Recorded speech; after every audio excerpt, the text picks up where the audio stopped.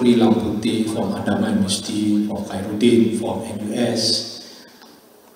Ladies and gentlemen, Assalamualaikum warahmatullahi wabarakatuh. Salam sejahtera, salam Malaysia Madani, salam Muslim Kampus Barakah. Alhamdulillah, it gives me a great pleasure to speak to you this morning. It is with immense pleasure and gratitude that I welcome you at the opening of the Malaysia Madani International Symposium 2024 entitled Islam and Moderation.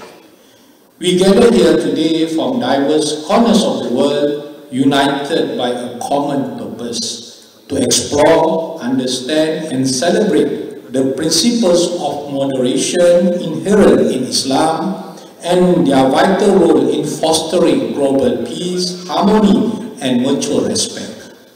The inaugural Malaysia Madani International Symposium 2024 offers interesting and informative conversations on Islam and moderation presented by renowned speakers from all over the world. We are privileged to have the presence of esteemed speakers such as Professor Emeritus Dr. Osman Bakar, who holds the Al-Ghazali Chair at the International Institute of Islamic Thought and Civilization, ISTEC, IIUM, Malaysia, Sheikh Abdul Qudus, the distinguished Mufti of Australia, Professor John L. Esposito, a renowned professor from Georgetown University, USA, and Professor Dr. Jasir Auda, the President of Makassar Institute, Canada, among others. Their insights will undoubtedly enrich our understanding and inspire us to think critically and compassionately about the role of moderation in our lives and community. This symposium hopefully provides an opportunity to reflect on the accomplishment, challenges, and lessons acquired over the ages by the Muslim world, while also laying the groundwork of creating a future marked by Madani, which means sustainability, prosperity, innovation, respect, trust, care, and compassion. These principles are not only central to the teachings of Islam, but are also essential in our collective efforts to foster peaceful and inclusive societies. Ladies and gentlemen, moderation is a fundamental Islamic virtue that emphasizes balance, temperance, and avoiding extremes in thinking and conduct. Promoting Islam and moderation entails cultivating a culture of critical thinking, dialogue, and mutual respect within Muslim communities, as well as lobbying for policies and projects that represent moderate ideals in governance, higher education, and social welfare. Muslim moderates with a defined framework of Islam and moderation play an important role as catalysts for positive change and growth within Muslim majority societies and the worldwide Muslim communities in relation to other faiths. They reflect the values of moderation, balance, and tolerance, acting as bridges between various religious, cultural, and ideological viewpoints. The immediate aftermath of the 9/11 attacks saw a sharp rise in Islamophobia.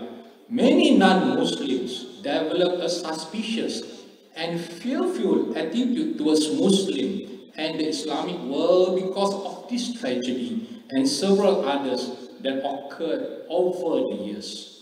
The media coverage and political rhetoric frequently confused Islam with terrorism, which contributed to this situation. There was an increase in hate crimes and discrimination against Muslims. This included verbal abuse, physical assault, vandalism of mosques, and workplace discrimination. Despite efforts to promote understandings, many stereotypes and misunderstandings about Islam and Muslims persist. Third, in today's world, where polarization and misunderstandings often prevail, this symposium serves as a vital platform for constructive dialogue and intellectual exchange.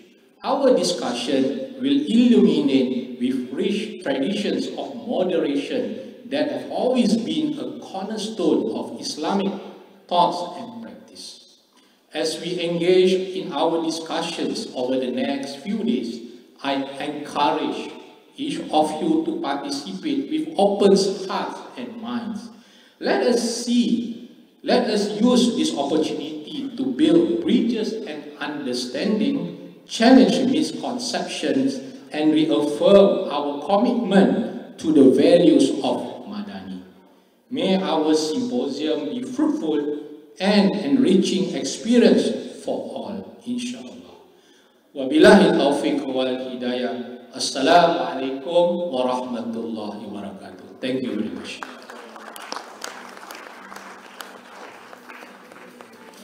Thank you, Yang Berbahagia Professor Dato, for the insightful remarks.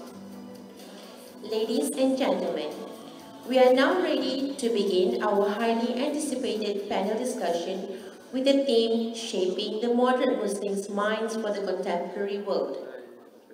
This theme is a concept that addresses the evolving role of moderate Muslims in a rapidly changing global landscape. It emphasizes the importance of fostering a balanced understanding of Islamic principles in conjunction with modern values such as human rights, democracy, and diversity. This approach encourages moderate Muslims to actively engage in contemporary social, political, and cultural dialogues, promote intolerance and peaceful coexistence. By integrating traditional religious teachings with modern thought, moderate Muslims can contribute to a more harmonious and progressive global society. This concept also seeks to counteract extremist ideologies by advocating for education, critical thinking, and interfaith collaboration. This session will define the truly moderate Muslims' minds who's responsible to lead Muslim world direction forward. Joining us today, please welcome our moderator for this session, Professor Dr. Zulkifli Abdul-Ghani, Faculty of Leadership and Management, USIN, and the respective team of speakers to the stage.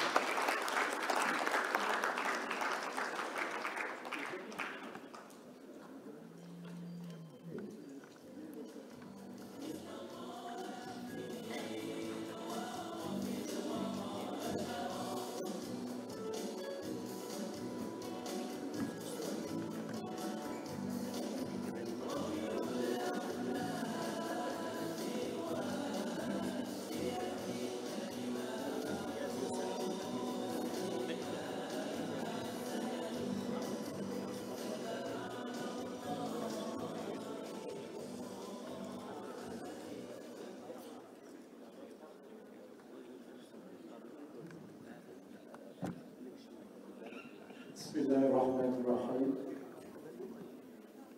Alhamdulillah Rabbil Alamin. Wassalatu wassalamu ala Rasulillah wa ala alihi wa sahbihi ajma'in. Assalamu alaikum wa rahmatullahi ta'ala wa barakatuh. And very good morning to everyone. Honorable guests, Excellencies, ladies and gentlemen, welcome to the first session of Malaysia Madani International Symposium 2024, Islam and Moderation. It is my pleasure to be the moderator for this session. As mentioned by MC, the topic is on shaping the moderation Muslim mind for the contemporary world. First of all, I would like to thank all of the audience for attending our first session this morning. Thanks for squeezing your time to join us in this early morning. Ladies and gentlemen, we have 4 presenters in this session, and let's our technical team, if we can see Professor John Esposito from Washington, I think, if we can connect to him.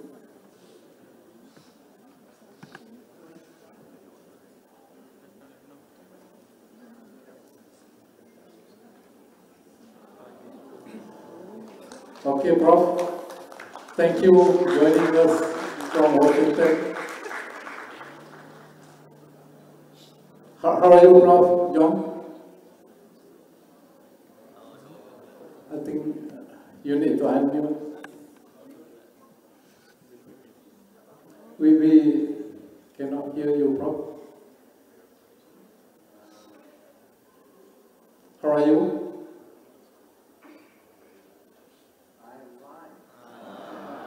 Thank you very much, Prof. Okay, ladies and gentlemen, allow me to introduce our first speaker for this session, Professor Emeritus Dato Osman Bakar, doctorate in Islamic philosophy from Temple University, USA. He is currently chair of Epistemology and Civilizational Studies and Renewal at the ISTEC Institute, International Institute of Islamic Thought and Civilization. Briefly, Dr. Osman is the author and editor of over 40 books and more than 300 articles on various aspects of Islamic thought and civilization. He is also has been named among the most 500 most influential Muslims in the world since 2009.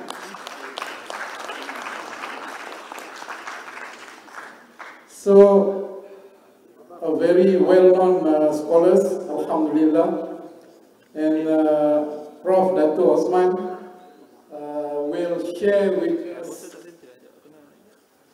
his thought, and I think without further ado, Prof, the floor is yours.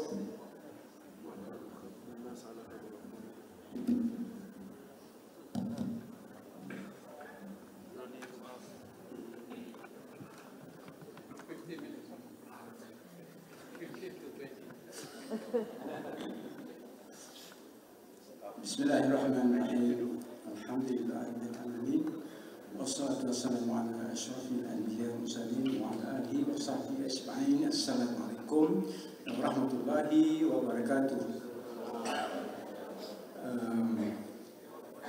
Professor Zulkifli as the moderator, Professor Dato Sharifudin,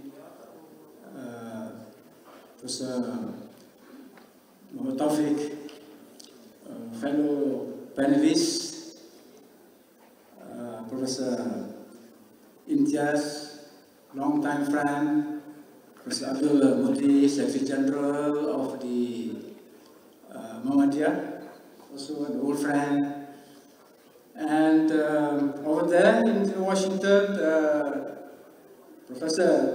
University Professor John Esposito.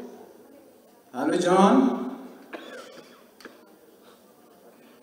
Are you there? Thank you, John. I really miss you. I don't miss now. It's nice to see you, even though only online today.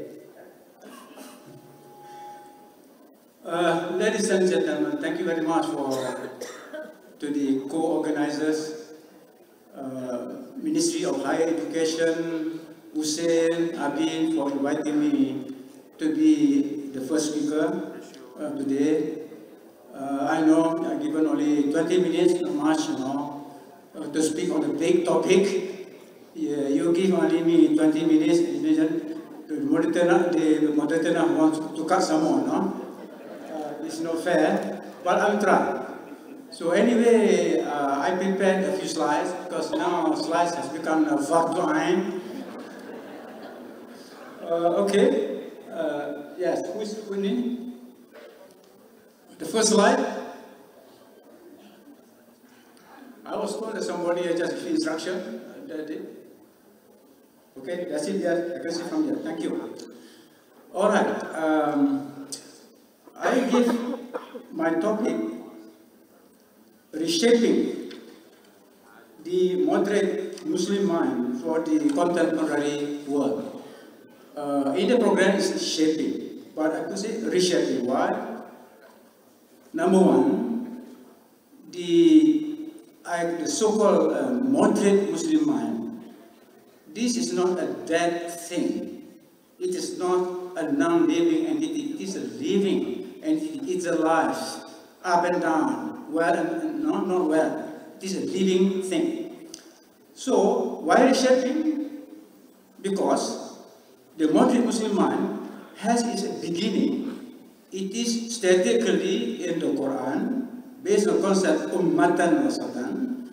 So, and of course, the moderate Muslim mind has 14 centuries of history. As I said, it's up and down. And the moderate Muslim mind now is struggling because under assault from different sides, from the group, from among the Muslims, as well as among the non-Muslims. Basically, these two groups are interested in the concept, in the idea of the moderate mind. So that's how I said reshaping. Wants to know what this reshaping. And okay, next slide please. So for that, I have this, basically I want to concentrate here on, I want to arguing for wasatiyah as the foundation of global citizenship and a new world moral order. Thus I want to orientate your mind, the Muslim mind, to that. And I just want to say that we Muslims, we are Muslims, it's better for us to use the word wasatiyah rather than moderate. Why? The English word moderate is too vague in meaning, is too contested, and furthermore, this word is being used by Muslims as well as non-Muslims. America, for example, under several administrations, have been very interested in this idea of the moderate mind, moderate according to them. We want moderate Muslims, mean moderate according to them. Well, I don't touch this, actually this is the topic that Professor John Esposito will deal with. So, anyway, basically, the word that we want to send on is wasatiyah. The next slide, please.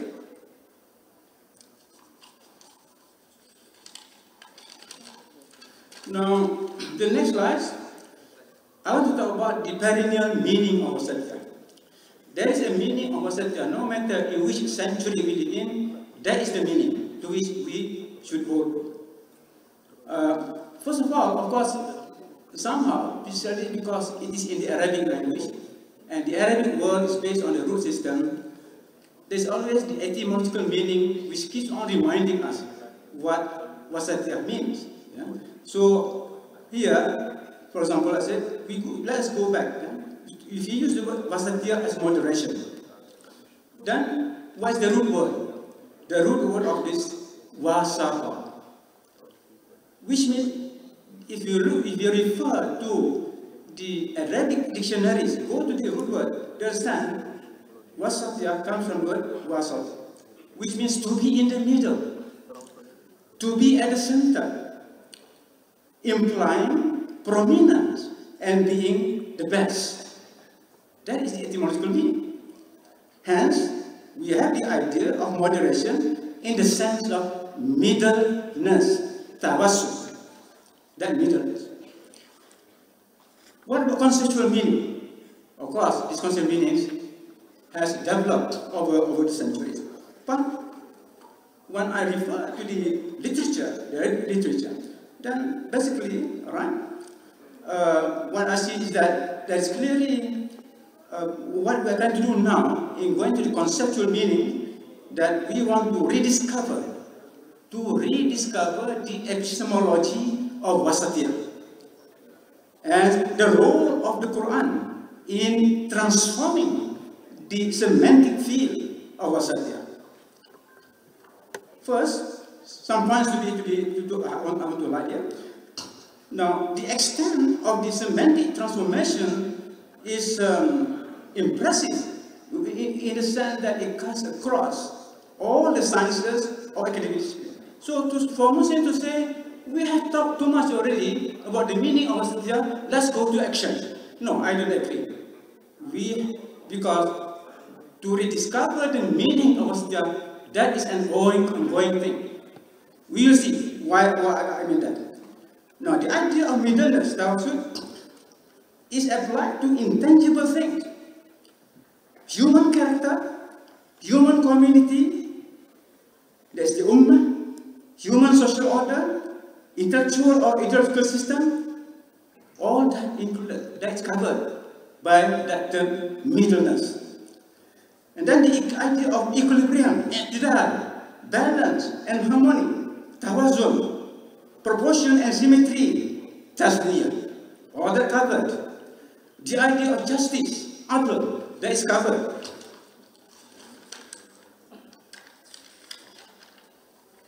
Right?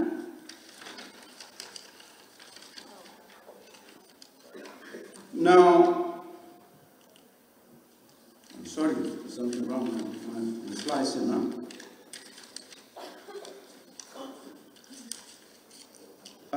But basically, I mean here that the idea of justice, this is some of the meaning, and what, all right. Then the question of the and also into the ayat of the Quran, right? وَكَذَلِكَ جَعَلْنَاكُمْ أُمَّةً وَسَطًا لِتَكُونُوا شُهَدَاءَ عَلَى النَّاسِ وَيَكُونَ الرَّسُولُ عَلَيْكُمْ شَهِيدًا. That is that's the key thing. Yeah. I'm sorry, I have to refer to the back to the slide because it's not in my paper, in my slide. Now, the idea of health and well-being is also included. The idea of the best. So when we look at all this meaning, so the idea of the center, equilibrium, balance, and harmony, proportion, and symmetry, and justice, these are the main ingredients in any concept of order, whether it is natural order or it is the human order. Thank you. Next one, please. All right. Now the Quranic application of this concept of wasatiyah, I've already recited the verse. Now, basically, for those who understand, let me translate that. Thus, we have made you a justly balanced, translate what's on there, justly balanced, but also means the middle. Literally, it means the middle community. That we might be witnesses over the whole humanity, and the messenger a witness over yourselves. Yeah, so I think in other sphere, the idea of wasatiyah is identified with the idea of witness. Witness. That is important thing. We are all witnesses. It's a very, very challenging thing to play the role of the middle mind, the middle community. Okay, next one. So basically, we have to release the community of the middle path, the Ummah al-Wasat. Now, the membership. What is the membership qualification of this community? Basically, it is acceptance of unity of God, La ilaha illallah, and the apostleship of Muhammad Rasulullah. Now, is not to say it, but to be witness. To be a witness 24 hours a day of the first pillar of Islam, right? Some people think that the first pillar of Islam is very easy. Actually, it is the most difficult pillar of the five, because we have to be a witness of the unity of Allah and the apostleship of Muhammad all the time. Now, what are the rights of the members?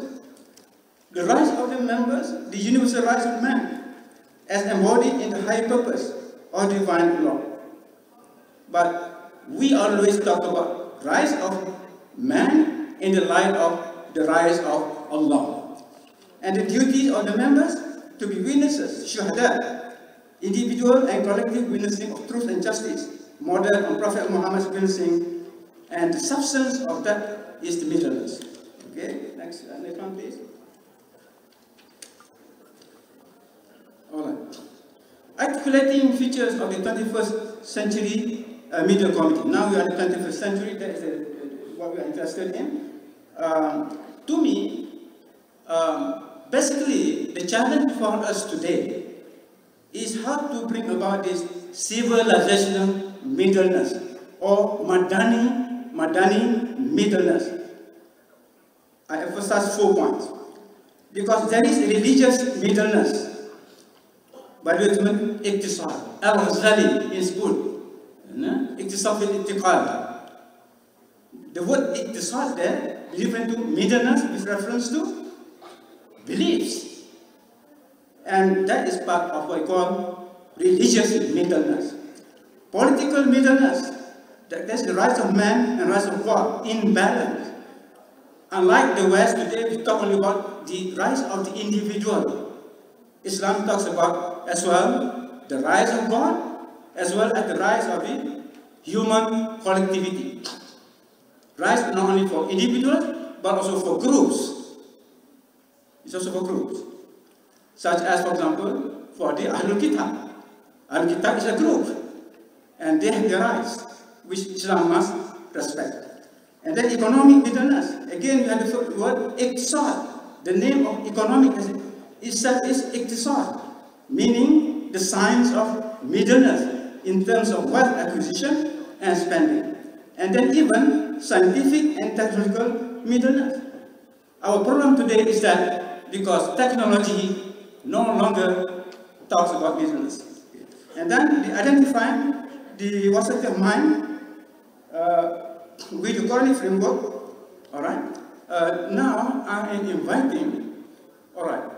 We have the resources, religious resources, spiritual resources. We have natural resources. Now, how should we play today in terms of to deal with the contemporary world? Because the contemporary world is full of challenges. So I think I'm inviting here, especially the younger generation, let us have a mindset in which you want to orient the Muslim mind today in the face of the contemporary challenges. To me, I just choose a few because the topic is vast. First of all, I think what we need to think about nowadays, Islam in the forefront is saying that the earth is man's only planetary home. Now, we want to talk about the moderate Muslim mind, talking about that level of concern and consciousness. The earth is humankind's only planetary home, no other planet. Yeah? Okay, and I quote here, وَكُنْ نَحْبِتُ بَعْضُكُمْ لِبَعْضٍ عَدُوٌّ وَلَكُمْ فِي الْأَرْضِ مُسْتَقَرٌّ وَمَتَاعٌ إِلَىٰ حِينٍ. Alright? And we say, get you down, all you people, with enmity between yourselves. On earth will be your dwelling place and your means of livelihood for time. Which means that planet Earth is our only real planet. People may try to live in other planets, by all means they go. But as far as we are concerned, the Earth is our only home. Okay, and then a few more slides here. The global community, can you go this one? Yeah. The global community is identified with the Adamic species, or the children of Adam inhabiting the planet.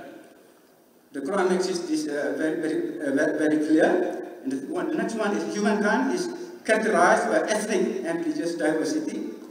This is also the issue of our time. Ya ayuhan nas, inna khalaqnakum min dhakarin wa untha wa ja'alnakum shu'uban wa qaba'ila ta'arafu. O humankind, we created you from a single pair, and a male and female, and made you into nations and tribes that you may know each other. The West now even quoted this Quranic verse nowadays, but this is very, very important for us. And humankind constitutes one single community. The way things are going on, developing in the world today, pointing to one thing: we are getting closer and closer as members of one single community. It's as if Allah wants to show all of us why these things happening now. Because God wants to bring back all the branches of humanity into one. And then they will look to Islam as the religion of this single family. Now, I have to answer there's no synchronization between what appears on the slides. Okay, next slide.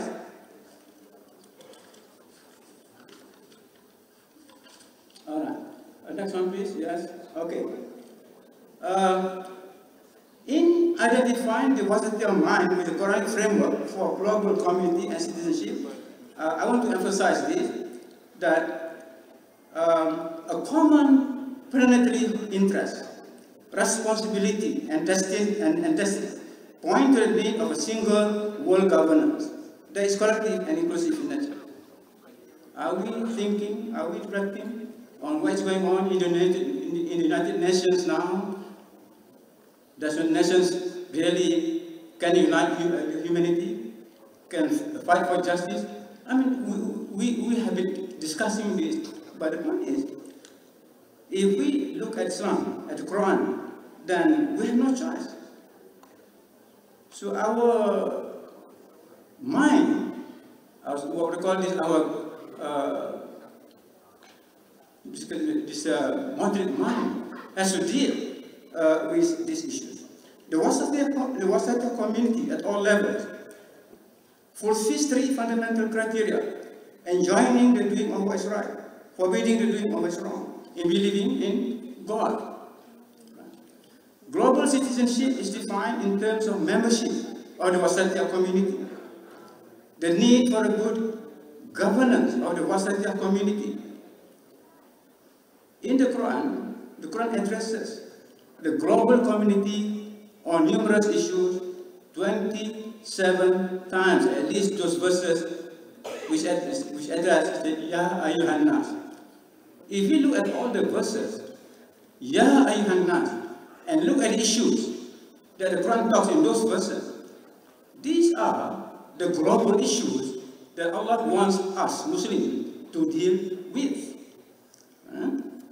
So those 27 times, the verses demonstrate the particular concern with the world moral order that human needs.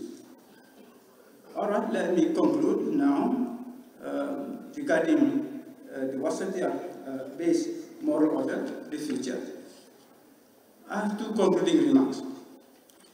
First, in the light of the Quranic teaching that the Muhammadan Ummah should play an exemplary Wasatiyah role, that is, as witnesses, shuhada, in global affairs, it is imperative that they empower themselves with the necessary resources, intellectual, spiritual, moral, and material, for that particular role. The best that the Ummah can do to help secure a better future for themselves and the rest of humanity is to pursue a Wasatiyah-based global agenda of advancing mutual understanding, ta'aruf, cooperation for the common good, ta'awun, and healthy competition, tasawwur, healthy competition in the global community. And number two, a Wasatiyah-based global agenda would mean the desirability and even necessity of a coalition of moderate forces. You know, now Muslims are moderate, but there are other moderate forces in the world, coming from other religious traditions. So we need a coalition. This nothing to do with coalition of the willing of George Bush. Right? This is a coalition, a real coalition of the moderate forces in the global community. Such an initiative would not pose great difficulty, since middleness is a universal idea that is found in all religious traditions. Now comes Malaysia. Malaysia is a multi-religious country. All the big religions of the world are here. Not only us talking about middleness, moderate. The Christians with the idea of the golden mean, the Confucianists with the idea of Chunyun, the Buddhists with the idea of Madam Patipada, the Hindus, the idea, the doctrine of yoga karma. Of course, the different understandings of Wasatya, but all different versions, and that is important to know. All right? So it's not difficulty. Since middleness is a universal idea that's found in all religious traditions, but by virtue of having the most modern, I repeat, by virtue of having the most modern and the most universal idea of middleness, Islam is in a strategic civilization position to play a leading role in the global initiative, right? Which means such thing as through intercultural dialogue on the meaning of middleness, of moderation. You can imagine if all the people in Malaysia under one banner accept this idea of middleness, and we deal with all forms of extremism and terrorism and so on, not just among Muslims, but also include the other branches of humanity. But the key question now is, how many Muslim minds are now already impregnated with the Wasatiyah idealism? That's my question. Assalamualaikum warahmatullahi wabarakatuh.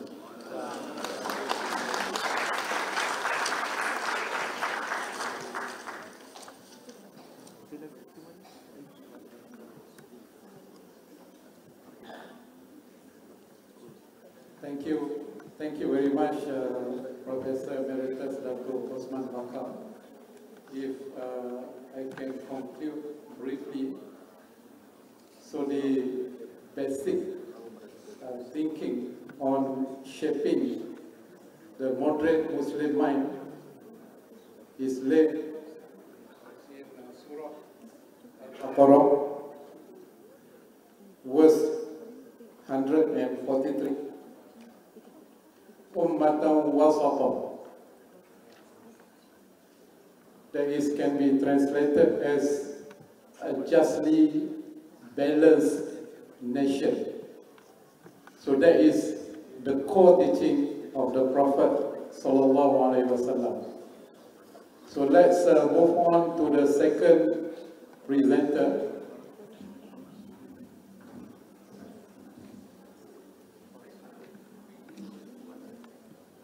So briefly, if I can introduce our second presenter, Professor John Esposito, a very well-known scholar in religion and international affairs, currently a professor at Georgetown University. The technical team, can you connect with Professor John?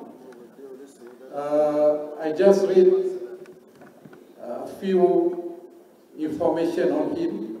He has received honorary doctorate from several universities around the world, and he has published more than 50 books.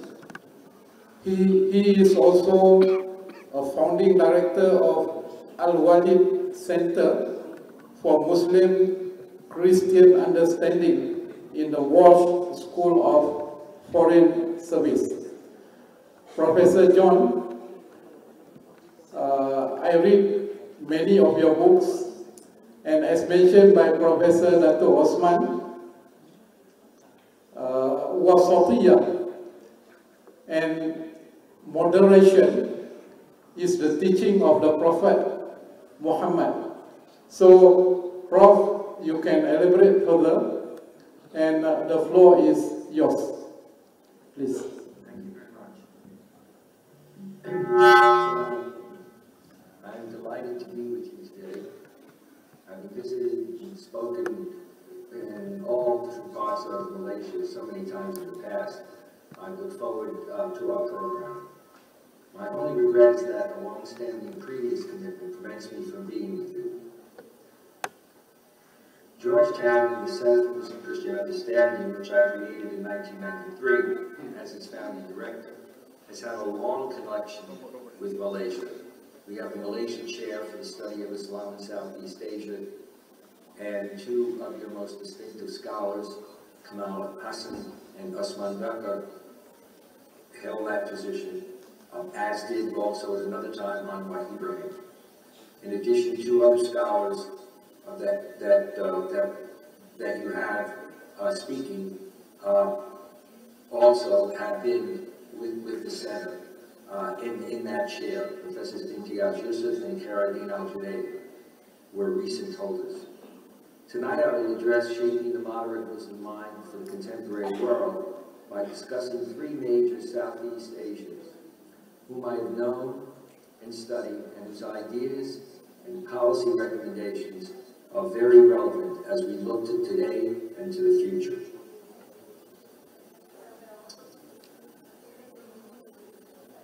For several decades, a vibrant and influential group of Muslim intellectuals and religious leaders from North Africa to Southeast Asia, from Europe to America, have addressed the role of Islam in contemporary society.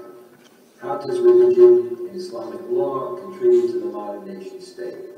Where do Islamic values apply to key issues today, like democracy, secularism, gender equality, human rights, heart transplants, free market economies, modern banking? What is the role of religious scholars and leaders, the ulama? Are they the only authoritative voices who speak for Islam? In the 21st century, religious, political, and social reform include issues of authoritarianism, democratization, pluralism, religious and political pluralism, and human rights, and are important agendas and goals. In Southeast Asia, in Malaysia and Indonesia, for example, one could hear talk of convivencia, a reference whose roots were in Andalusia, where Jews, Christians, and Muslims lived during Muslim rule, and more recently, to a call for modern political, religious, and societal reformation. The Reformation movements in 1998 advocated by Anwar Ibrahim in Malaysia, as well as the Reformasi movement which dethroned Suharto in Indonesia. At the same time, in recent years, we've seen an increase in political and religious extremism and militant organizations in the Muslim world and globally. The result has undermined or eroded religious and political diversity, pluralism, and human rights. It has also distorted the religion of Islam and what the vast majority of Muslims believe and practice. Contemporary Islam and many Muslim countries and societies are in transition, as indeed are countries in the West and globally. If you take a look more recently at what's happening in the United States, or if you look at Europe, and one can go from there to China, all the way over to India, etc. They are diverse, complex, traditionalist, and reformist movements that exist.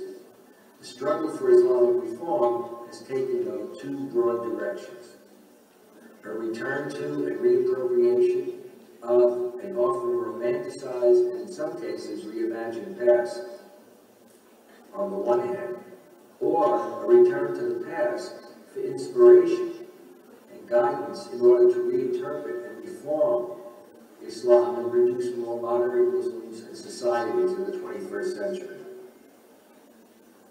Today, Muslim understanding and interpretations of Islam, attitudes towards change and modernization, reveal a broad religious diversity of perspectives. You have secularist-oriented Muslims who emphasize the future development of Muslim societies that is contingent upon the separation of religion and state and politics. You have conservatives and traditionalists who reaffirm the continued relevance of Islamic faith and traditions amidst the predominantly Western-oriented change whose secularism and material excesses they reject. You have modernist reformers, diverse modernist reformers who advocate an Islamic reformation, or reformation, a fresh interpretation or reconstruction of religious thought and the transformation of Muslim societies based upon a selective synthesis of aspects of Islamic and Western, as well as other cultures. They emphasize and advocate the development of moderate Muslims for whom Islam and Islamic values have a role in state and society, social and political reform. Voices of change are not simply restricted to the Quran, the traditional standard bearers of Islam.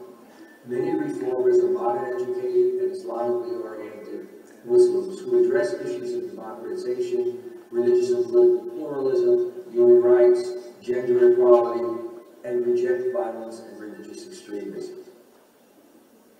A series of questions and challenges follow.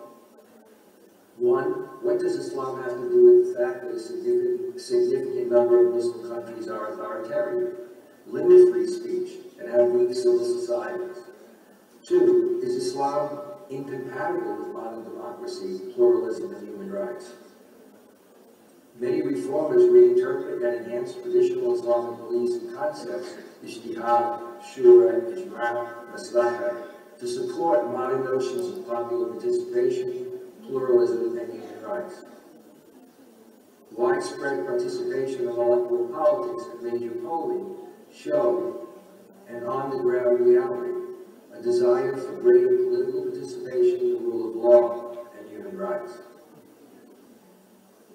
But the status of religious minorities, Muslims and non-Muslims, remains a contested reality in some countries regarding equal citizenship, rights, and especially religious freedom. Muslims today face critical challenges and choices. Governments that rely upon authoritarian rule, security forces, and repression will have to open up their political systems, build and strengthen civil society, discriminate between free speech and mainstream opposition, and a violent extremism that must be crushed or contained. Societies that limit freedom of thought and expression produce a sense of alienation and powerlessness that can result in radicalization and extremism. The jihad or struggle of moderate Muslims for the next 100 years will be religious, intellectual, spiritual, and moral. It requires a more rapid and widespread program of Islamic renewal that not only builds on past reformers, but also follows the lead of enlightened religious, political leaders and parties, intellectuals of the broader society today, who more forcefully and more effectively engaged in wide-ranging processes of reinterpretation, ijtihad, and reform Islam. I will now discuss briefly three significant Muslim examples who have played important roles and whose thought and attitudes and suggested policies are especially relevant today as we look to the future. First, Anwar Ibrahim. Anwar has had a long established and celebrated record as a remarkably popular and effective youth leader, a founder of a reformist social movement, a senior Malaysian government official, an Islamic reformer and public intellectual, and today Prime Minister. His contributions, accomplishments, and integrity have been acknowledged in the international community and certainly in the broader Muslim world. Anwar has advocated, like many Muslim reformers in Malaysia and Indonesia, a moderate middle way, rooted in social and economic justice, pluralism, and in a broader understanding of religious tolerance, rooted in universal principles expressed in Islam. While its core values have remained the same, they've been defined and redefined throughout his life's journey in response to changing local and global contexts. Thus, for example, early more explicitly ethnic Malay rights and identity and Islamic concerns shifted to a more broadly inclusive conceptualization of pluralism and strongly opposite ethnic nationalism and racism as being contrary to Islam. Anwar's understanding of the nature of pluralism in multi-religious societies in the world as a whole emphasizes the importance of intercivilizational dialogue as the only possible alternative to Huntington's and others' belief in a clash of civilization. Anwar Ibrahim's civilizational approach led to a new paradigm based on Asian values, the subject of his book, The Asian Renaissance. It was rooted in the recognition of the failure of Western development paradigms as they are rooted and applied in Asia to address issues of good governance, social justice, compassion for the weak and the unfortunate, eradicating poverty and religious diversity. As the basis of a healthy pluralism and a healthy and dynamic society in multi-ethnic and in a multi-ethnic and multi-religious world.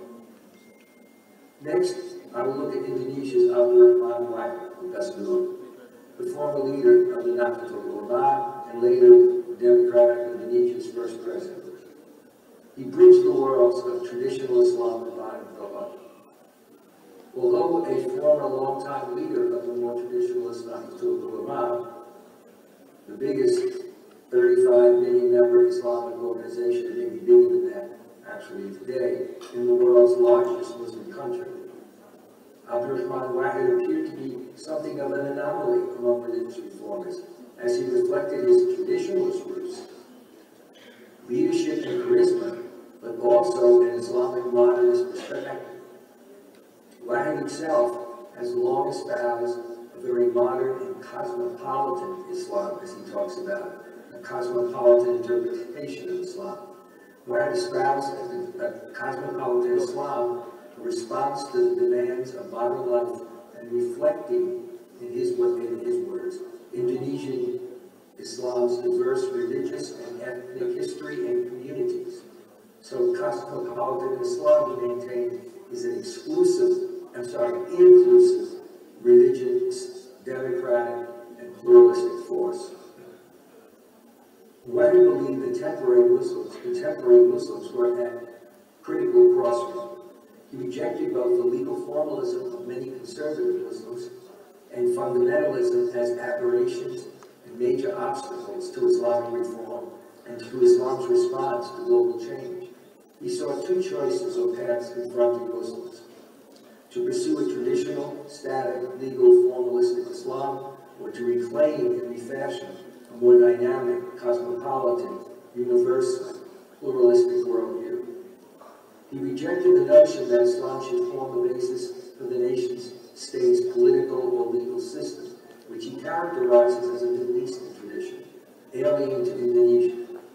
Indonesian Muslims, he said, should apply moderate, tolerant branding of Islam to their daily lives in a society where, quote, a Muslim and a non-Muslim are the same, close quote. A state in which religion and politics are separate. Reflecting the growing empowerment of the laity of Islam, which many ulama saw as a challenge to their authority, Wahid affirmed the right of all Muslims, both laity and religious scholars, to perpetual reinterpretation, ijtihad, of the Quran and the traditions of the Prophet, in light of, quote, ever-changing new situations. And my final example is the Polish magazine, also from Indonesia. In contrast to many reformers, based on his personal experiences as an Islamic activist in Indonesia and an opponent of both Sukarno and the Suharto regimes, he was convinced of the futility of opposing the power of the state. Moreover, in the infighting and inability of Islamic political parties to work together, that led him to conclude that the mixing of state and religion was counterproductive. Therefore, he was a proponent of an Indonesian democracy. His well-known slogan said, Islam yes, Islamic political parties no. insisting that no Quranic basis exists for the creation of an Islamic state. The approach warned that modern constructions of an Islamic state reduced Islam too often to a profane ideology, easily manipulated by those who want to impose their own views in the name of religion. He equated it with the sin of polytheism, shirk, or idolatry. Thus, he also rejected modern Islamist contention that imposing Sharia, that is, he rejected those modern Islamist contentions that wish to impose Sharia as the rule of law that is necessary to make Indonesian society more Islamic. The Nicholas insisted instead that true spirituality and religiosity came from an inner transformation, individual and national. Rather than imposing Islamic law, what was needed was a spiritual and cultural path that forces an ethics in society rather than an Islamic state. The primary means to this path, he insisted, were education, to transform individuals in society, and dialogue and open exchange, to improve relations between Muslims and other religious communities, as well as between the Muslim world and the West. Having rejected the notion of an Islamic state, that is a formal Islamic state, he rooted his advocacy of democratization in his belief that democracy has Quranic precedence. The Quranic and traditional Islamic notions of deliberation and consultation, with a strong emphasis on shura. However, no single model of government exists or is required. Instead, different countries need to formulate models appropriate to their environment.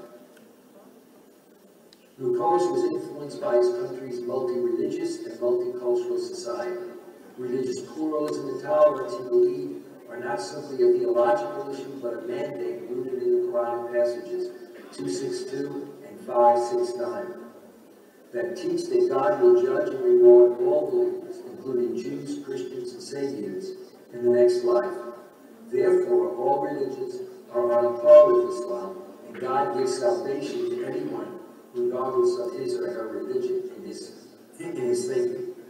So too, since each religion is committed to ethical values, all religions, not just Islam, have a role to play in the implementation of religious values such as social justice and democratic governance in politics and society. A major challenge for all Muslim reformers is the importance of linking, providing the continuity to propose changes to long-held Islamic beliefs and traditions. Other faiths have also gone through and still struggle with a similar process as they deal with reforming established norms regarding marriage, divorce, stem cell research, and cloning. The legitimacy of Islamic reformist thought, its acceptance or rejection, hinges on its perceived Islamic character. Therefore, the how is as important as the what. The process of change, the methodology, is often as important as the actual reforms themselves. Not surprisingly then, reformers often emphasize that they are not advocating anything radically new, that Islamic tradition has always recognized the need to reinterpret its sources in light of current cultural and social realities. And that is the end of my talk.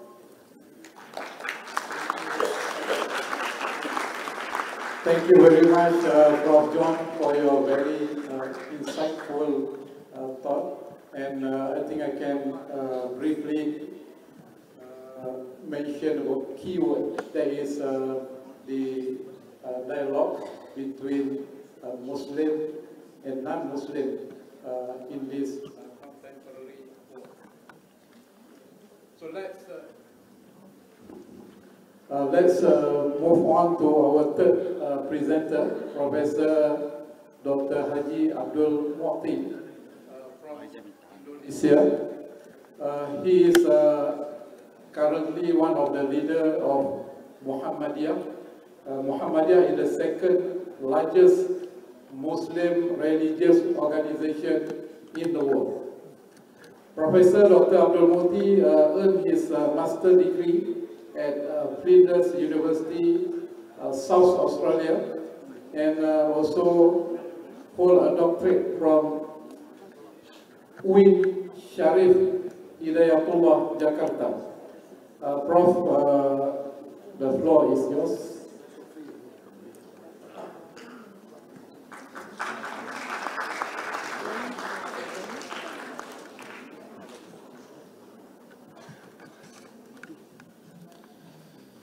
Thank you, Professor Julai. Assalamualaikum warahmatullahi wabarakatuh.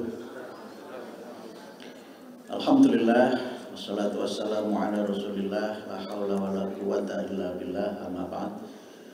Wa qala Allah ta'ala fil Qur'anil Karim, a'udzu billahi minasyaitonir rajim. Likullin ja'alna minkum syir'atan wa minhaja, walau sya'allahu la ja'alakum ummatan wahidah. Walakin liyabluwakum fima atakum fastabiqul khairat ilallahi marji'ukum jami'a fayunabbi'ukum bima kuntum fihi takhtalifun. Wa qala Rasulullah sallallahu alaihi wasallam, khairul umuri awsatuha. Esteemed speakers, Professor Osman Bakar, my senior, and Professor Imtiaz, and also Professor John Esposito, and distinguished participants. First of all, apologize for not using PowerPoint, since I have no power nor point. And Professor Zulkifli, I might not use time allocation for 20 minutes, because I understand that whether I use 15 or 20 minutes, I will receive the same ticket fee and also honor fee. Therefore, I better use less than 20 minutes. My presentation entitled Islamic Moderation and Inclusive Society. In line with movement and interaction between people from different backgrounds, the world today and in the future are likely to be more diverse and pluralistic. Interaction between people have resulted in civilizational convergence and inclusive society. Though there is phenomenon of multi-faith extremism in the form of racism, Islamophobia, xenophobia, anti-Semitism, and so forth. In Islamic perspective, diversity and plurality are the will or sunnah of Allah. Further, Islam mitigates and nurtures Muslims how to deal with diversity and plurality through moderation and rest in goodness, or fastabiqul khairat. Islam is justly balanced religion which teaches Muslims to be always being moderate in all aspects of life. Islam prohibits extremism and primordialism, whether it is cultural, religious, racial, or political. Islam prescribes how to maintain plurality and building inclusive society that is multi-religious, multicultural, and multi-racial. Inclusive society is founded upon authentic tolerance, acceptance, mutual respect, and positive pluralism. In this context, inclusive society has a strong bond of humanity, solidarity, openness, and brotherhood for unity, prosperity, security, and peace. It is important to note that unity does not mean uniformity. Being moderate does not mean weak, ignorant, syncretic, or permissive. In this regard, I have an anecdote about moderate. He called himself as moderate Muslim politician.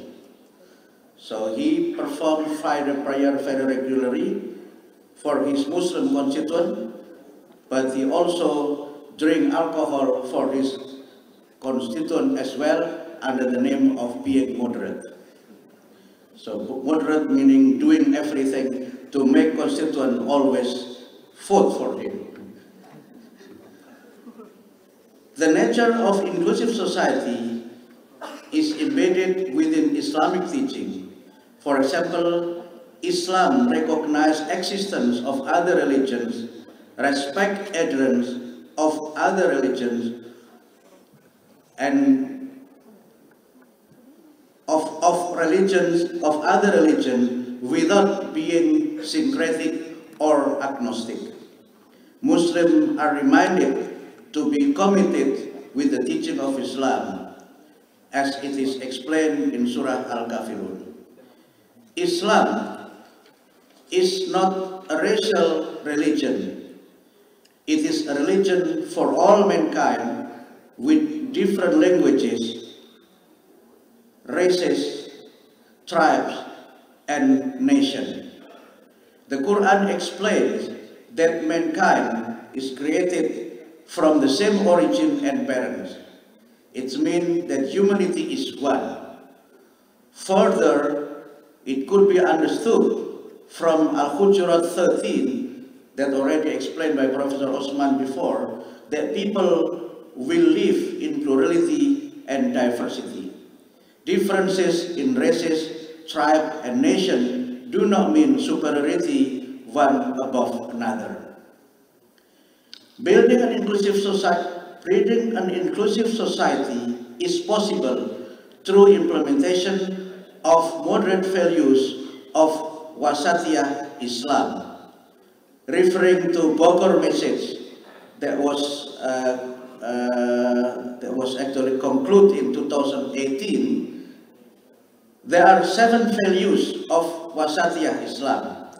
First is tawassul, to be justly balanced, to be in the middle and step on the straight path, which emphasize on middle pathism.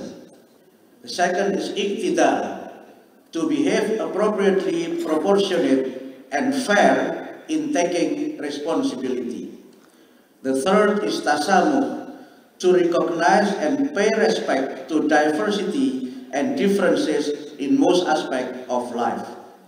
The fourth is shura, to have consultation and settling problems through deliberation and thorough consideration to reach a consensus.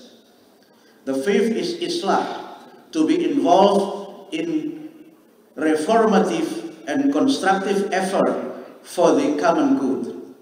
The sixth is qudwah, pioneering honorable initiative and taking lead for courageous prosperity. And the seventh is muwatanah, recognizing the nation state and respecting citizenship for every people from different nationalities.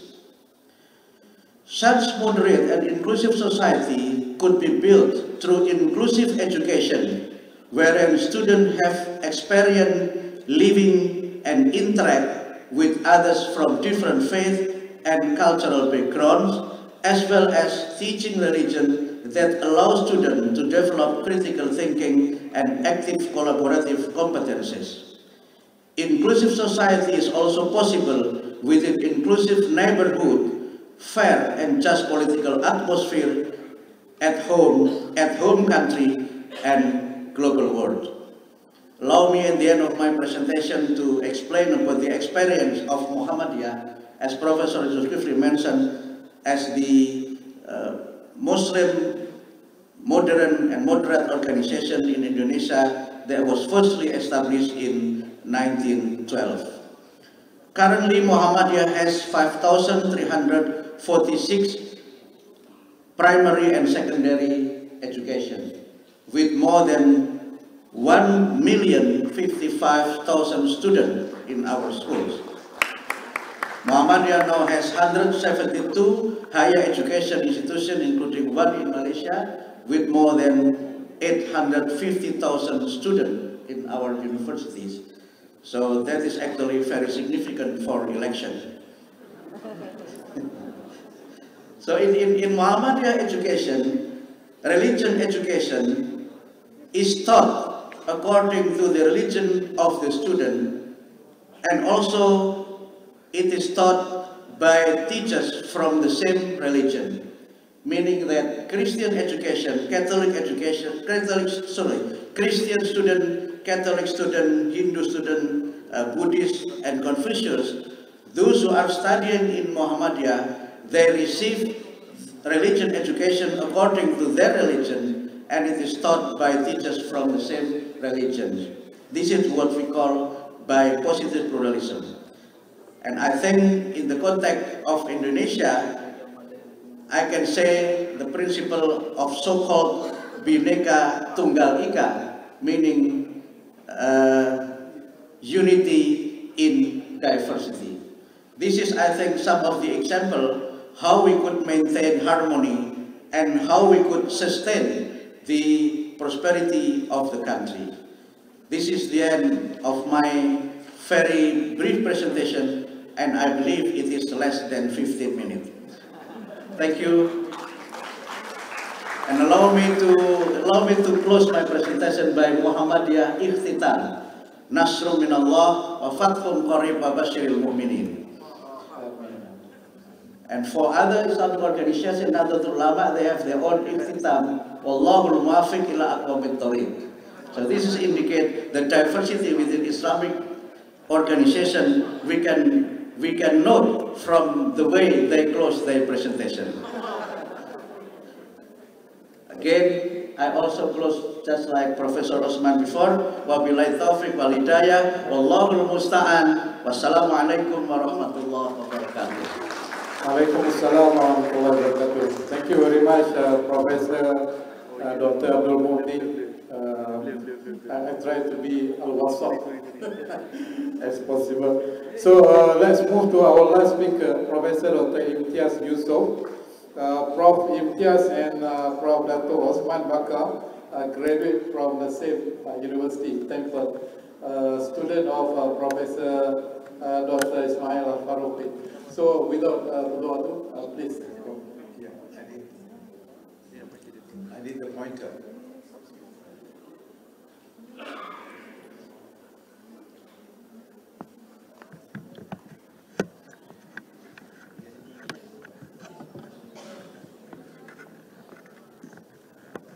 Assalamu alaikum wa rahmatullahi wa barakatuh. Bismillahirrahmanirrahim. Professor Dr. Muhammad Tawfiq, Professor Zulkifl, Professor Dr. Usman, Professor John Esposito, Professor Dr. Abdul Mufti. I and Professor Osman Bakar and John Esposito share a common heritage of studying at Temple University with Professor Ismail Al-Farouqi, rahmatullah alayhi. And I want to say a little bit more about myself. I am not what I look. I am from Tanzania. So when I say I'm from Tanzania, people tell me, why are you not black? I say, why should I be black? My family comes from India, migrated to Tanzania a long time ago. I'm a British citizen, educated in India and the United States. I was teaching in Thailand for 30 years. I worked on Islam and Buddhism. And I taught at ISTAC for 4 years with Professor Dr. Usman. And now I'm in Vietnam and unemployed in a way. My topic today is praxis of Islamic moderation.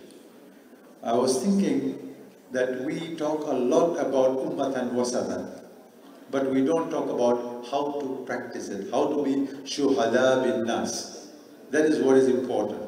We stop only saying that ummatan wasatan. I say this because Prophet Muhammad sallallahu alaihi wasallam we have to represent him in praxis. Otherwise, being ummatan wasatan and harping about ummatan wasatan, for me, in my view, does not fulfill the purpose of what Quran expects of us. I say this because Professor John very well knows, and maybe I was at Georgetown University one time, and we had a conversation, maybe he does not remember, and he says, whenever non-Muslims ask about two Muslims, what is Islam, Muslims say Islam is peace. And Islam is peace because of the Quran. Islam is non-violent because of the Quran. Islam is multicultural because of the Quran. But where is the practice? We don't have an answer for that. And Dr. Tawfiq, you are a medical doctor, you know what I mean. People want to see that practice. For me, just talking about Ummatan Wasatan, I mean, there are hundreds of books on that. Is, to use a very bad word, is useless. It does not make effect. Because I work on Islam and Buddhism. A question which my Buddhist monk student asked to me once, you know, Buddhism is a religion of non-violence. It emphasizes ahimsa. They asked me a question by looking at what is going on in the Muslim world. And they asked me, sir, what is the limit of violence in Islam? Oh my God. Do we have an answer to that question? What is the limit of violence? I said, I don't have an answer for you. Look on what is going on in Gaza. Look at what is going on in Sudan. Sudan since April 23. Gaza, October 23. Shahr Ramadan, Eid al-Fitr, Eid al-Adha, and people are being killed every day. So where is this example from the 57 Muslim countries, OIC, who cannot do nothing to stop? And you know, every time I put on the TV and I put it off. Because they say United Nations resolution, non-binding, but nothing, you say, to hell with your non-binding resolutions. I don't care. This is the fact of life. This is the fact which is happening every day. So we have to answer this question. And also, International Court of Justice, judgment, he doesn't care. So where are the Muslims? I'm being very frank. Because this is pain of our heart. I'm sure all of our heart here. I'm a very frank scholar. Okay, so I'll speak directly. For me, Turkey is the most advanced defense country. It is a member of NATO. It has NATO standard defense system. It can do something. It cannot. Pakistani army is very, very advanced. Malaysia is not. It cannot do anything. So where is our example of being praxis of Ummatan Wasatan, and to show that Islam is a religion of Ummatan Wasatan? Sorry, I didn't do it this way. I'm not used to this. Okay. So I'll read this from here.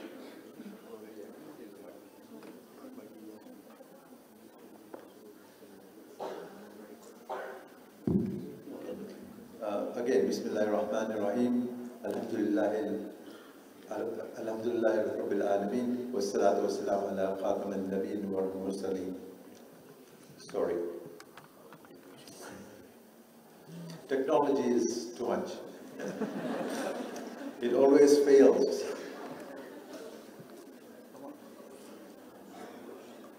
Okay. Okay. My presentation is in 4 parts. I'll try to be very brief. We are living in the age of great disruption and coming wave.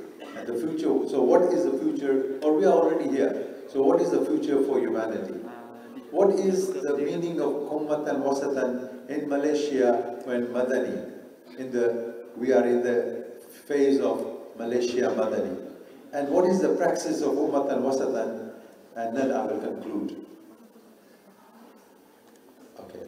So, let me go to Francis Fukuyama.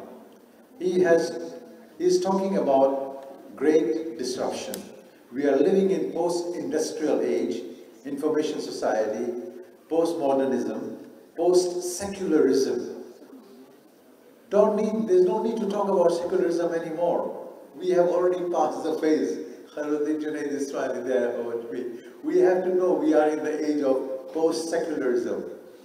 Ecological destruction, pandemic, we just passed through it. Global warming, you know recently what happened in Makkah, in Mina. Post-human future and biotechnology. There is erosion of religious and cultural communities. There is decline of kinship. And we are living in a contest between market capitalism and communist state capitalism from Russia and China. And where are we as Ummatan Wasatan in this phase? And of course, the rise of religious fascism, which we see in India, what is happening. And we see also extremism, which is happening even also in the Muslim world. Okay. And we are, as I said, so we are living in a society of no limits. There's broken families, crime, nobody is loving your neighbor. Do not love thy neighbor. Professor Wilfred Cantwell Smith, famous professor of Islam, was once asked by someone, are you a Muslim? Are you a Christian? And he said, go ask my neighbor. But these days you cannot even ask your neighbor because you don't know whether your neighbor is alive or dead. And it is the age of corruption. An end of the West and the rise of the East. Rise of the East. Another scholar, he is an atheist by the name, Mustafa Sulaiman, is a British expert in artificial intelligence. And he says that we are living in the age of Homo technologicus. A very interesting book. The title is there, The Coming Wave. And he addresses the implications of AI for humanity. It is a very dangerous tool which AI is happening. It can destroy us. It has benefits, but at the same time, we are going to destroy ourselves. In spite of the benefits, AI, artificial intelligence, is creating new forms of art and culture beyond our imagination. AI can create systems which we cannot control, but we can manipulate it. We are totally dependent on technology.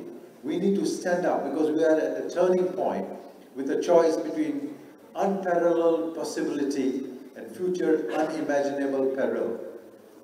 The fate of humanity hangs, well, what decision we are going to make, and to the challenges which are arising largely because of technology. Like I'm depending on technology here right now. So this is the wave which is coming or which is already here, and we have to think in this situation, where is Ummatan Wasatan? Just talking about Ummatan Wasatan as a religious discourse is not enough. It has to become praxis. Okay, so we have to pursue AI and biotechnology also is having lots of risk and profound societal implications. It is a trap. I'm quoting him. He says, somehow we need to get the best out of technology, something essential to facing daunting global challenges. The current discourse around technology, ethics, safety is inadequate. Despite the many books and debates about technology, we do not hear about how to contain it, how to contain technology, because technology is controlling us.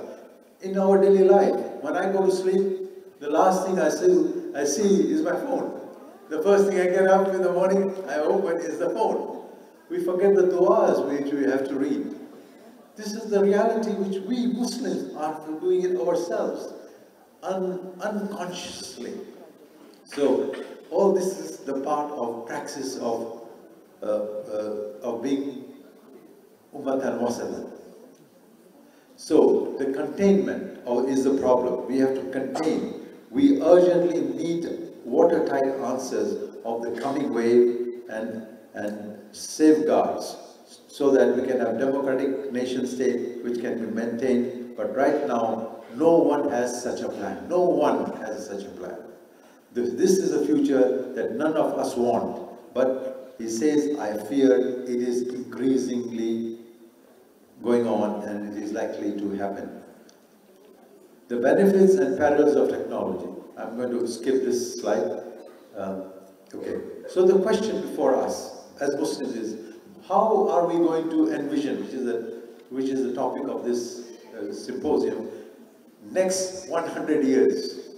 It's a big challenge. How are we going to vision the future of Muslims in the next 100 years? We are at present stage of history of at what future direction are we going to take to become the shuhada bin nas of ummatan wasatan? Please think about it very seriously. My answer is we need to move from talking to praxis, from theory and theology to practical application, from individualism to ummatism. We don't talk about ummah. The word ummah doesn't exist in our political language anymore. This is the truth. Professor Ismail al-Faruqi talked about ummatic, being ummatic, but we hardly talk about ummah. We either talk about Arab League or OIC or so many organizations which are around there and which have no interest of the ummah at all. I believe, as a scholar, we have talked and written, blamed and criticized each other about what is Islamic moderation. What is Islamic moderation? We have to go beyond this discourse, beyond this debate. Next slide, please. So we have talked enough, and I say we lack praxis. I hold that talking of ethics also is not enough. We have to begin with with a position that we all know the fundamental principles of Islam. I think it is enough to talk about the fundamentals of Islam. Everybody, it should be taken. Excuse me. It should be taken. Everybody knows as a Muslim, every Muslim knows what is Fardu Ain. Every Muslim knows what it means to be a Muslim. We have to go beyond that debate. And we are only confusing, and we have to stop talking about debating about whose faith and whose iman is right or whose iman is wrong, because it only confuses the ummah and it results in religious factionalism. Next slide, please. So this ayat, everybody mentioned, Professor Dato Usman already mentioned that. I'm not going to mention it again. وَكَذَلِكَ جَعَلَ أُمَّةً وَسَطًا لِتَكُونُوا شُهَدَاءَ عَلَى النَّاسِ. This is a common verse which is recited again and again. Next slide, please.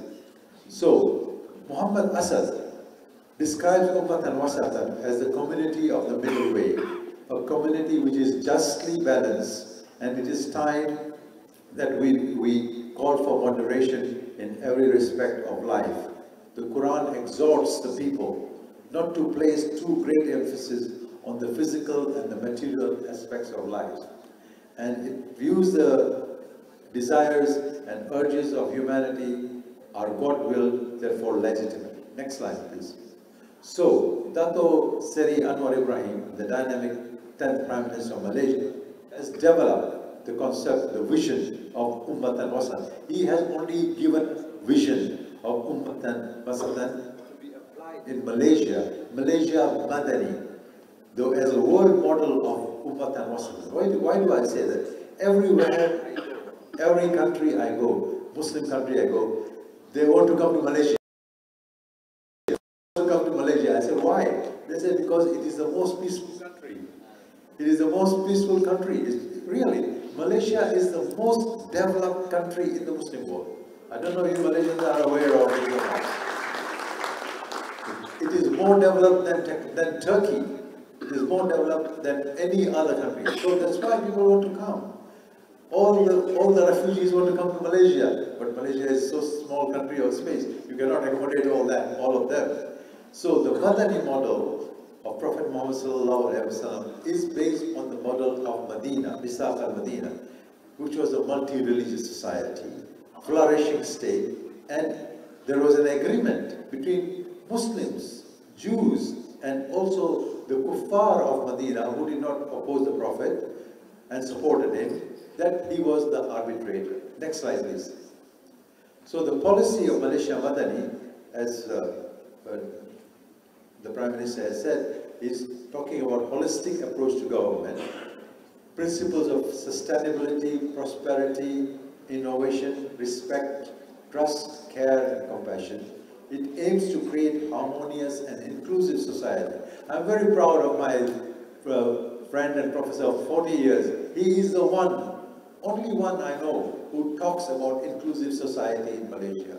He takes this challenge, and I really appreciate and respect him for doing that. I don't hear other scholars talking about inclusive society, how to practice it, how to build it. He does it through dialogue with Confucianism, with Buddhism, with Hinduism, with every other religion in the society. Why? To build peace, stability, and progress. Next slide, please. So, what is the cultural dimension? Let's talk, as I said, from theology to praxis. It has to have a cultural dimension. Maintenance of careful balance of cultural ideas across diversity. Encouragement of intergenerational discourse to eradicate the culture of corruption.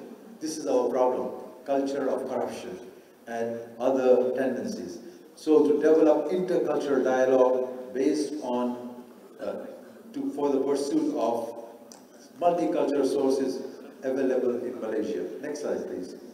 So, religious diversity is not a problem for Muslims. We have no problem because Islam is the last religion, and since it is the last religion, we have the benefit of learning all the religions which came before us. And there's an ayat of the Quran in Surah 49, Surah Al-Hujurat, that Allah subhanahu wa ta'ala has created us as different nations and tribes. For what purpose? For fastabiqul khairat, which Professor Modi talked about it. So I'm going to close here. Please go to my conclusion. You can go to the next slide. It's too long. Okay. Praxis. So we need socially engaged Islam, committed to changing of society based on the values of Musawwa, Adal, Ihsan, Salam, Rahma, and Hikmah. So the goal of socially engaged Muslim, Ummatan Wasatan as socially engaged Muslims who strive to remove injustice, suffering, and zulm on earth. Next slide, please. The project of socially engaged Islam for Ummatan Wasatan can be successful by removing illiteracy and acquisition of knowledge to build a moderate society. But the greatest obstacle to Ummatan Wasatan model praxis is political rivalry, political conflict between different factions and groups in different countries, between nations, and as I said, the case of genocide in Gaza and the rise of religious fascism, culture of corruption, superpower rivalry, and internal conflicts. Next slide, please.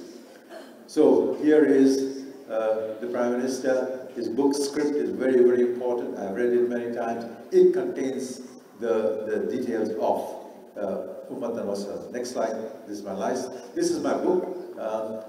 It is available free for download on the website of my university, of Dr. Jamal Al-Barzanji, as an example of a socially engaged global Muslim. Thank you very much. Thank you very much, Professor Dr. Yes, I need to check with organizer. Do you allow us for Q&A? 5 minutes. 5 minutes, is it okay? 5 to 10.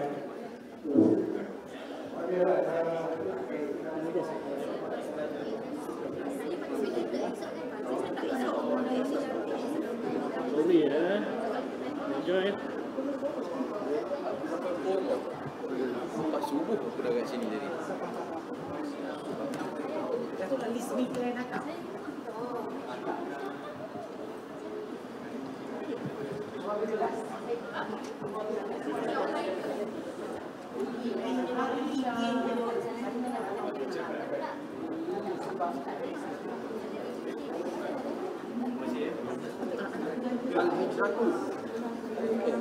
Sini ya. Tapi memang agak kau kan nak rapat belah sini.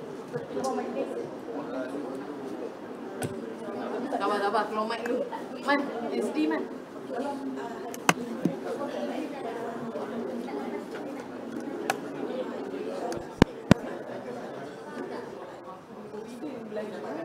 Kenapa?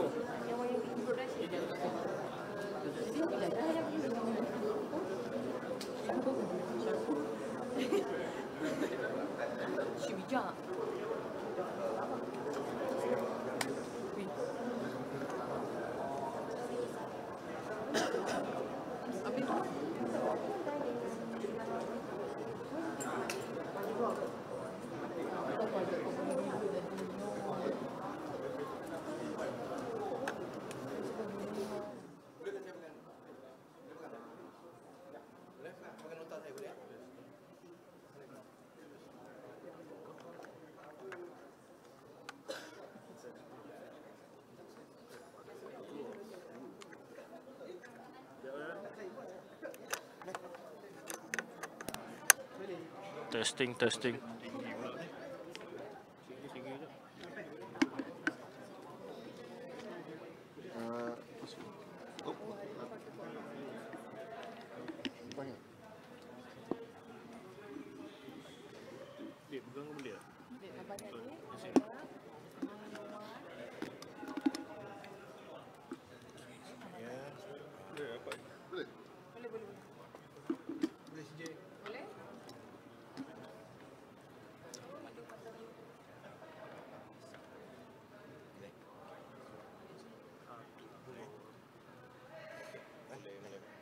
Bismillahirrahmanirrahim.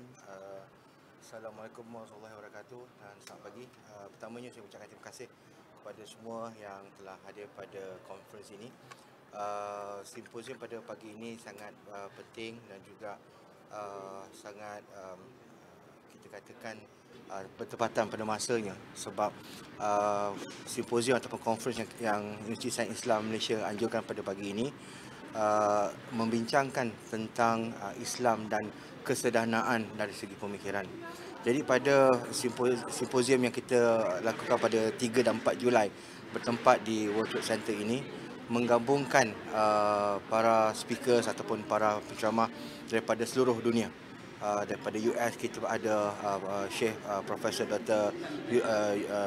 Yahya Nawawi, daripada Australia kita jemput, daripada UK kita jemput, daripada India pun ada, daripada Singapura pun ada, dan pelbagai negara lagi kita jemput untuk membincangkan atas tajuk yang besar iaitu Islam dan kesederhanaan. Sebagaimana kita tahu sekarang bahawa banyak apa kita panggil misconception ataupun prejudice tentang kefahaman kepada agama Islam. Jadi dengan adanya Universiti Sains Islam Malaysia dengan kerjasama Kementerian dengan KPT dan juga kerjasama daripada agensi-agensi seperti ABIM dan juga daripada pelbagai tabung haji dan juga ada pelbagai lagi agensi-agensi lain yang bekerjasama dengan USIM untuk memastikan conference ini berjalan dengan lancar. Dan juga kita ingin menyatakan bahawa Malaysia adalah sebagai satu tempat di mana ataupun sebuah negara yang membincangkan ataupun memberi tauladan, memberikan contoh kepada Islam dan kesederhanaan. Kenapa di dalam agama kita pun mengajar tentang kesederhanaan. Jadi untuk Universiti Sains Islam Malaysia ataupun USIM juga mendukung dan juga menyokong aspirasi Yang Berhormat Datuk Seri Diraja Dr. Zamri, Menteri Pendidikan Tinggi, dalam usaha untuk pengantarbangsaan, agenda pengantarbangsaan IPT di negara kita. Jadi ini juga salah satu kaedah di samping kita hendak orang kata mengembangkan ilmu, mengumpulkan para sarjana dan juga sebagai satu langkah bagaimana USIM sebagai IPTA yang ke-12 di negara kita menyokong dan mendukung hasrat dan juga aspirasi agenda pendidikan tinggi negara. Jadi apa yang dapat USIM expect daripada simposium yang dijalankan pada hari ini dan pada esok hari? Dan pada hari ini macam kita sebagai contohnya pada 2 hari simposium ini kita mengharapkan ada yang kita jemput ni adalah pakar dalam bidang masing-masing. Jadi kita mengharapkan dengan kepakaran yang mereka ada itu mereka dapat share best practices mereka dapat share ilmu mereka, bagaimana kita mencantumkan ataupun kita menggunakan ilmu-ilmu ini, adapt ilmu-ilmu ini untuk kita kata mensintesis satu kefahaman ataupun kita gabungkan kefahaman-kefahaman ini supaya kita dapat amalkan, aplikasikan bukan setakat kehidupan seharian tetapi di dalam moving forward sebagai sebuah negara Islam yang orang kata memahami aspirasi apa kehendak Islam dalam kesederhanaan, bukan setakat untuk kita beramal ataupun kita punya tingkah laku tetapi juga dalam pemikiran, sebab dalam pemikiran kita ini yang akan mempengaruhi tingkah laku. Jadi sangat penting kita sebagai